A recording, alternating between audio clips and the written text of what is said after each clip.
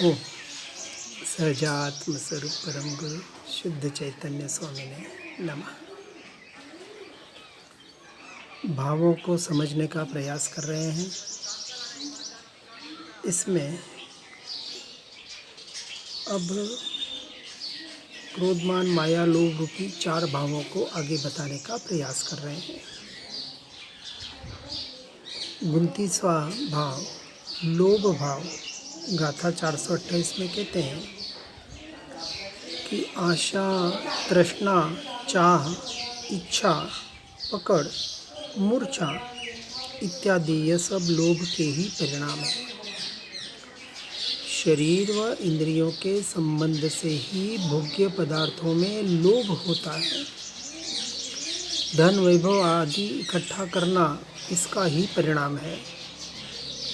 लोभ पाप का बाप है जो 11वें गुणस्थानक तक रहता है, अर्थात 11वें गुणस्थानक में जो गिरना होता है वह लोभ रूपी संज्वलन कषाय का ही परिणाम है और कुछ नहीं है। यह कषाय रूप परिणाम अज्ञान दशा में ही होता है। विशेष रूप से ज्ञान स्वभाव आत्मा में यह है नहीं और जड़ पुद्गल अचेतन में होता नहीं, इसलिए यह राग के अंतर्गत आता है। यह सब पर्यावरण है, न इसे देखो जानो न इसमें जुड़ो। यह लोभ जनित जितने भी परिणाम हैं सब गल जाने वाले हैं, विलय को प्राप्त होने वाले हैं, उद्यागत भाव है। इनसे भी हमें बचने का प्रयास करना है। जैसे गोबर मिलने पर गरीब स्त्रियां खुश हो जाती है, धन वैभव मिलने पर सेठ साहूकार प्रसन्न हो जाते हैं, इसलिए कुछ बाहर की वस्तुएं प्राप्त होने से खुश होना इसका नाम लोभ है। जब एक बार अनंत चतुष्ट में रत्नत्रय स्वरूप अनंत निधि का भंडार जिसने देख लिया हो, अक्षय खजाने को अपने भीतर के जिसने जान लिया हो, मान लिया हो, श्रद्धान कर लिया हो, अब से बाह्य धन वैभव धूल का ढेर भासित होगा। इसलिए कहा धन धूल है, शरीर राख है और विकल्प खाक है। मुझे बाहर का कुछ चाहिए, अर्थात इच्छाएं, चाहे मोक्ष की इच्छा भी क्यों ना हो, मोक्ष में बाधक कहा। किसी से आशा, अपेक्षा, ये सारे लक्षण एक अपेक्षा से भिखारीपना है। देव गुरु शास्त्र से भी कुछ चाहना, मांगना, क्या चाहिए, क्या मांगना है। सदैव सदगुरु सच्चास्त्र बता रहे सब कुछ तेरे भीतर है, सब कुछ तू ही तू है, सब कुछ तेरे में है। अब बाहर नहीं, अपने भीतर देख, अपने आप को देख। जिसे कुछ नहीं चाहिए वही सच्चा शहंशाह है। अपने अक्षय खजाने के आधार पर, अपने आत्म तत्व के आत्म रमणता के आधार पर, अनंत सुख के आधार पर जिसने बाहर के वैभव सुख को तुच्छ मान लिया, क्षणिक क्षणभंगुर नाशवान नश्वर विनाशी मान लिया, हेय मान लिया, छोड़ने योग्य मान लिया, यह सच्ची बादशाही है, शहनशाही है। क्योंकि जो आत्मा मैं अचिंत्य शक्ति का स्वामी, जिस क्षण ऐसा भाव हुआ, ये बाहर के सारे लोग विलय को प्राप्त हो जाते हैं। चक्रवर्ती को अपनी विशाल संपत्ति छोड़ना एक बार सरल हो जाता है और भिखारी को अपना भिक्षा पात्र छोड़ना भी बहुत बार कठिन लगता है। इस बात को यथार्थ रूप से समझना है। इसलिए पाप का बाप इस लोभ कषाय से नाता तोड़ने का प्रयास और पुरुषार्थ करें अपने आत्मा के लक्ष्य से। आगे 30वां भाव क्रोध भाव 429वीं गाथा में कह रहे हैं कि गुस्सा, बैर, विरोध, घृणा, ईर्ष्या, निंदा, बुराई आदि सब भाव क्रोध के अंतर्गत आते हैं और ये क्रोध के भाव आत्मा के पतन करने वाले हैं। आत्मा को इस अर्थात स्वयं को ही जलाने वाले हैं, दूसरा जले या न जले। पर से जब तक स्वार्थ, संबंध, लगाव, अपेक्षा रहती है तब तक क्रोध भाव होते हैं। अर्थात जब तक पर में मैं और मेरापना है तब तक ये क्रोध भाव होंगे। लोभ और मान की विशेषता में क्रोध बहुत जल्दी आता है। ऐसे चारों कषाय एक दूसरे से रिलेटेड है। अपने मन के मुताबिक न होने से क्रोध भाव आते हैं। पंचेंद्रिय के विषय राग की पूर्ति न होने से क्रोध भाव आता है और वास्तविक यह सब कर्मोदय जन्य संयोगिक परिणाम मात्र हैं जो छूट जाने वाले हैं। इसलिए निरंतर ऐसे भावों से भेद विज्ञान करके अपने स्वरूप और स्वभाव में आने का पुरुषार्थ करना, यही साधक की साधना। सारा जगत ज्ञान का ज्ञेय है। अनुकूलता प्रतिकूलता वास्तविक कुछ है ही नहीं है। इस अभिप्राय में दृष्टि अभेद होनी चाहिए और निश्चय से ज्ञान का ज्ञेय भी हमें ज्ञान को ही बनाना है। तो ये सारे मोह रागादि भाव अपने आप विलय को प्राप्त हो जाएंगे। इसलिए दृष्टि में कोई राग की संधि नहीं होनी चाहिए। दृष्टि का विषय, ज्ञान का विषय भले परद्रव्य प्रभाव बने, परंतु दृष्टि का विषय निरंतर अपने स्वरूप और स्वभाव को बनाने का पुरुषार्थ करना है। अभिप्राय में इच्छा व दीनता नहीं होना और पर से लाभ हानि की मान्यता नहीं होना, यही क्रोध भाव का अभाव करने का उपाय है। आगे 31वां मान भाव गाथा 430 में कह रहे हैं, अहंकार, मद, घमंड, मत्सर, अभिमान, यह सब मान भाव कहलाते हैं। यह सब द्वेष के अंतर्गत आते हैं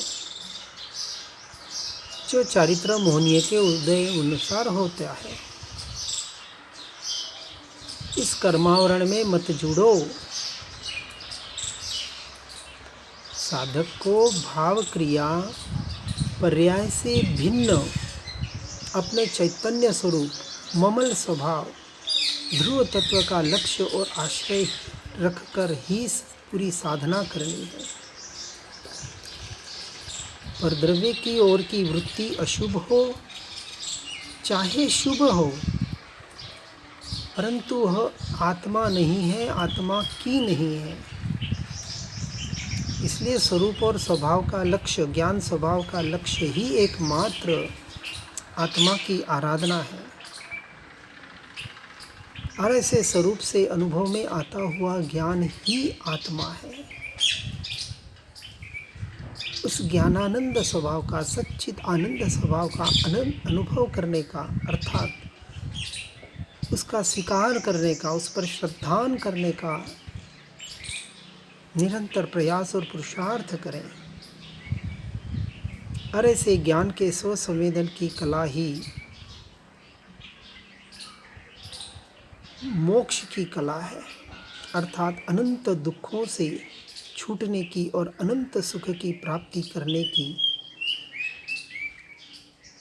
यह कला पर भावों से भिन्न, परद्रव्य से तो भिन्न ही है, परंतु पर भावों से भी भिन्न ऐसे त्रिकाल शुद्ध ममल स्वभावी भगवान आत्मा की आराधना और उसके ही निरंतर अभ्यास से प्राप्त की जा सकती है। अपने स्वरूप और स्वभाव के आश्रय से ही प्रकट हुए ज्ञान द्वारा यह निर्णय हो सकता है। आगे 32वां भाव माया भाव। छल, कपट, बेईमानी, मायाचारी, विश्वासघात, यह सब माया का स्वरूप है। माया कषाय राग रूप परिणाम में आती है, जिसके मन के विचार, वचन की प्रवृत्ति और काय की चेष्टा और हो ऐसे पापों को गुप्त रखने वाले मायाचारी पुरुष, अर्थात कहे क्या करे क्या, व्यवहार की अपेक्षा से, निश्चय की अपेक्षा से द्वैत होता है, व्यवहार की अपेक्षा से द्वैत नहीं होता है, होना नहीं चाहिए। ऐसे मायाचारी पुरुष जो सिर्फ दिखावे के लिए क्रियाएं कार्य करते हैं, अपनी मान बढ़ाई के लिए, पद के लिए, प्रतिष्ठा के लिए,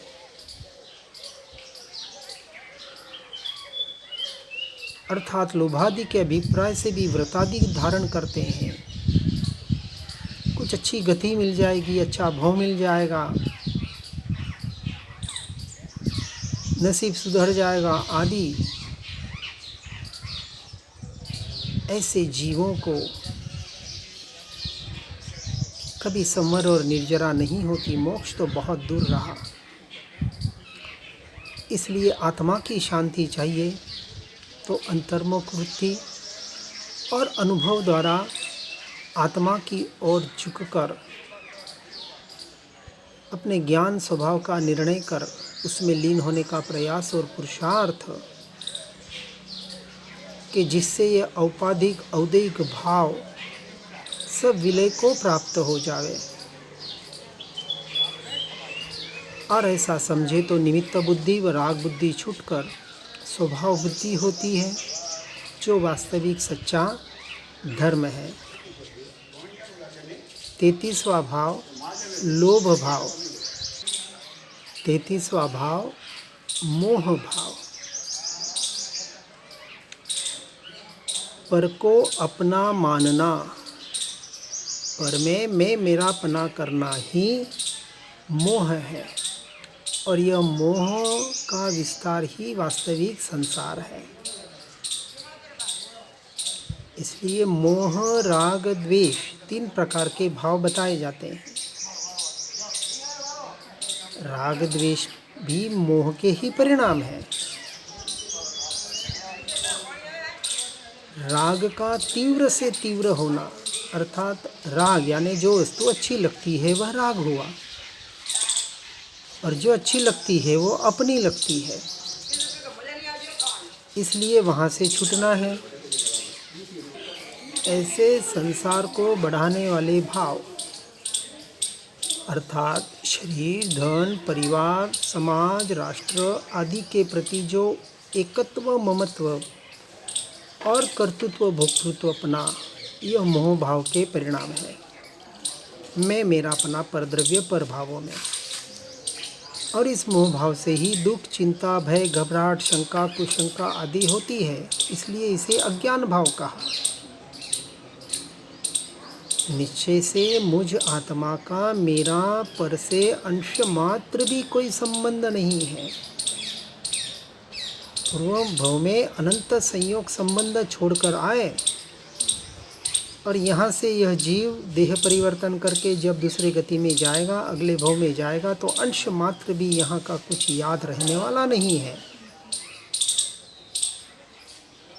फिर भी वर्तमान जीवन में ही जो संयोग मिला है उसमें अपनत्व ममत्व करता है। यह सारे मोह के परिणाम हैं।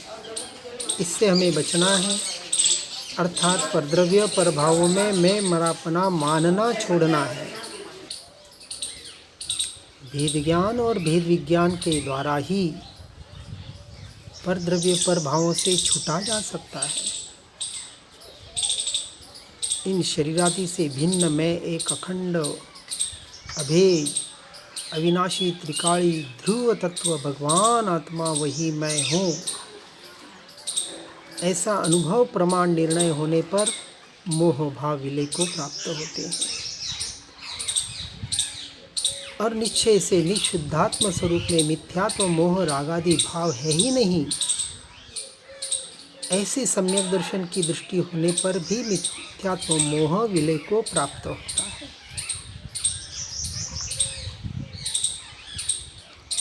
और इससे अपूर्व समता शांति आनंद भीतर में प्रकट होता है। निराकुलता इसी का नाम आनंद है। 34वां भाव व्यसन भाव। जुआ खेलना, मांस खाना, शराब पीना, चोरी करना, शिकार खेलना, वेश्यागमन करना, परस्त्री सेवन करना, यह मुख्य 7 व्यसन कहलाते हैं। और इस व्यसनों के भाव वह व्यसन भाव। निश्चय से ये 7 व्यसन अलग तरीके से समझा जा सकता है।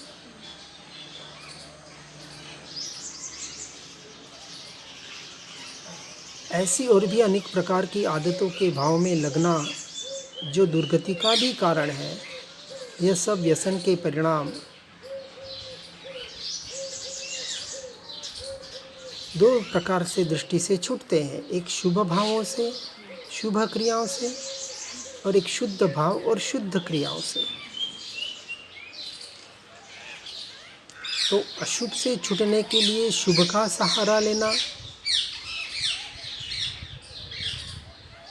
एक अपेक्षा से ठीक है, लेकिन मोक्ष की अपेक्षा से एकमात्र शुद्ध स्वरूप का सहारा ही बताया जाता है। इसलिए हर बात को निश्चय की अपेक्षा से समझना पड़ेगा, क्योंकि सिद्ध स्वरूप में, शुद्ध स्वरूप में न कोई कषाय है, न इंद्रियां हैं, न शरीर है, न उनमें कोई व्यसन भाव होने की संभावना है। इसलिए इस भावों का भी मुझ में अभाव है। भाव तो बुरे हैं, लेकिन उन भावों को भी अपना मानना, यह सबसे बुरा है, जो दर्शन मोह का विषय है। भाव आना, क्रिया होना, यह चारित्र मोह का विषय है। इसलिए सबसे पहले उसे अपना मानना छोड़ना है और फिर धीरे धीरे इन बाहर से क्रियाओं से, भावों से भी छूटना है, आत्मा के लक्ष्य से, स्वरूप के लक्ष्य से। इसलिए साधक को इन सब भावक भावों से सावधान रहना चाहिए, उससे बचने का भी उपाय करना चाहिए। विकल्प मेरा स्वरूप नहीं, ये सत्य है, लेकिन विकल्प भी न आवे इसका भी साथ में व्यवहार से उपाय करना चाहिए। सिर्फ विकल्प से भेद ज्ञान करते रहें जिंदगी भर तो विकल्प से छूटेंगे कब? संसार से छूटेंगे कब? इसलिए संसार से छूटने की तीव्र भावना मुमुक्षु को वास्तविक सम्यक दृष्टि को होती ही होती है। मात्र भेद ज्ञान का अभ्यास काफ़ी नहीं है, निवृत्ति का अभ्यास, जिसे वानप्रस्थ अवस्था कहा गया, और उससे आगे बढ़कर संन्यस्त अवस्था। अरे और कुछ नहीं तो कम से कम 11वीं प्रतिमा तक तो पहुंच ही सकते हैं। जब कहा कि भावलिंगी साधु बनने की योग्यता नहीं है, अंतर्मुहूर्त आत्मरमणता की, परंतु 5वें गुणस्थानक में शुल्लक एलक या शुल्लिका आर्यिका स्त्री भी आज यहाँ तक तो पहुँच ही सकती है आत्मरमणता के आधार पर। इसलिए बाहर से छूटना भी उतना आवश्यक है। शुद्धि की वृद्धि के लिए, आत्मरमणता के लिए इस बात को यथार्थ रूप से सुनकर समझकर अपने जीवन को आत्ममय बनाने का प्रयास और पुरुषार्थ करें। इन्हीं भावना के साथ ओम नमः सिद्धम। जिन वाणी के ज्ञान से हो सम्यक श्रद्धा, हो चारित्र महान, पाओ पद निर्माण। सद्वाद नए षट द्रव्य गुण पर्याय और प्रमाण का, जड़ कर्म चेतन बंध का, अरु कर्म के अवसान का। कह कर स्वरूप यथार्थ जग का, जो किया उपकार है, उसके लिए जिन वाणी माँ को वंदना शतवारी है, वंदना शतवारी है।